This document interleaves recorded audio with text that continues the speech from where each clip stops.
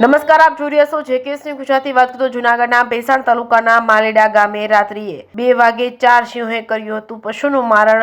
4 પશુનું ઘાયલ થતા જ ભયનો માહોલ સર્જાયો છે। જૂનાગઢના ભેસાણ તાલુકાના માલેડા ગામે રાત્રિના 2 થી 3 વાગ્યાના અરસામાં અચાનક 4 સિંહ ઘૂસી આવ્યા હતા। અચાનક 4 સિંહ આવી જતા જ આખા ગામમાં આટાફેરા કર્યા હતા। અંતે અલગ અલગ 4 જગ્યા પર મારણ કર્યું હતું। 3 પશુઓનું મારણ કર્યું હતું, જેમાં 1 ગાય અને 1 બળદ અને 1 આખલાનું મારણ કર્યું હતું, જેમાં 3 પશુઓને મોટી ઈજા કરી હતી, જેમાં બળદ અતિ ઘાયલ કરેલ છે। અને આ માલેડા ગામમાં ગરવા ગિરનારની અતિ નજીક હોવાના કારણે આવો બનાવ બનતા હોય છે, ત્યારે લોકોમાં ભયનો માહોલ જોવા મળી રહ્યો છે।